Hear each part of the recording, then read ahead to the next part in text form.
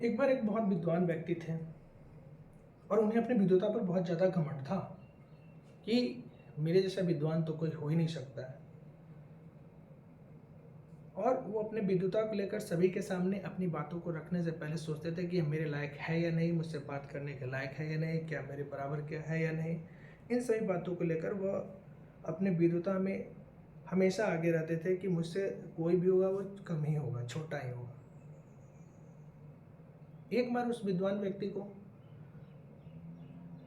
नदी के किनारे नाव से दूसरी तरफ जाना था।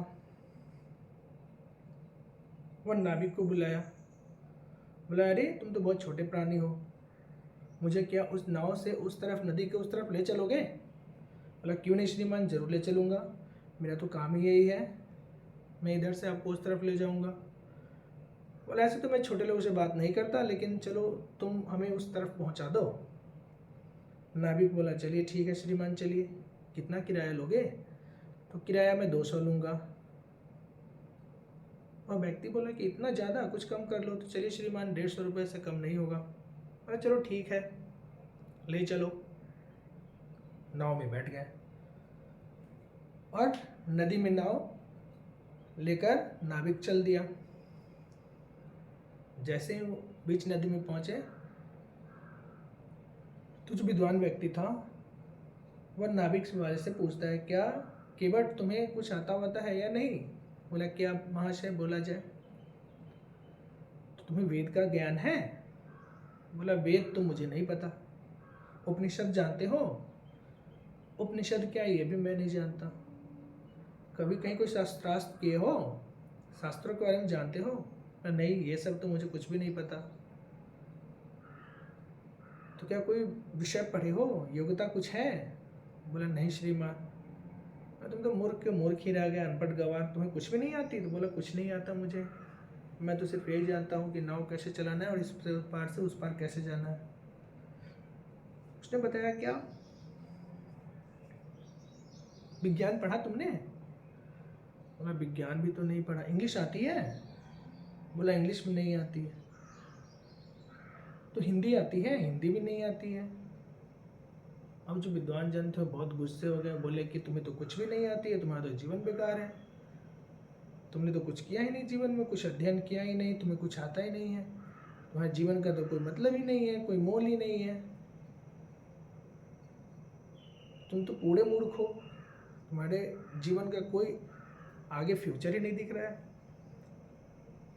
बेचारा केवट था, चुपचाप सुनते रहा और विद्वान जन जो थे वो लगातार उससे कुछ ना कुछ कहते रह गए।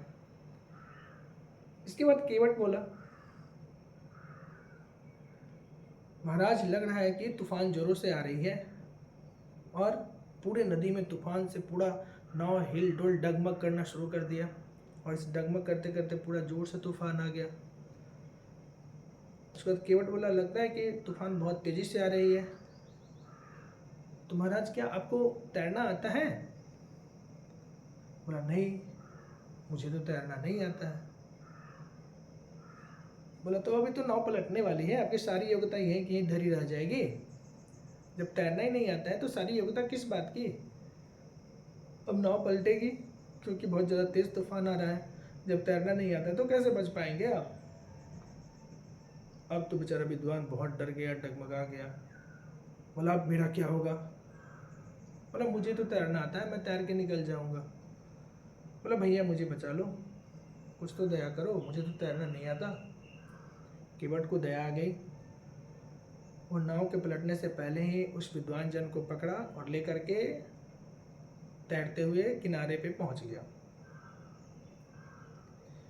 और पहुंचकर उसकी जान बचाई। वो विद्वान बहुत ही शर्मिंदगी में महसूस कर रहा था। तो केवट ने बोला कि महाराज, को शिक्षा मिली कि अपने ज्ञान पर घमंड नहीं करना चाहिए और जो जैसा है वो उसमें परफेक्ट है, इस चीज़ को हमेशा मानना चाहिए और सभी की आदर और कदर करनी चाहिए, किसी को नीचा नहीं समझना चाहिए। मैं अच्छा हूँ ये तो आत्मविश्वास है, लेकिन मैं ही अच्छा हूँ ये आत्मविश्वास नहीं, घमंड बोलता है। इसलिए हमें कभी भी घमंड नहीं करना चाहिए। Thank you.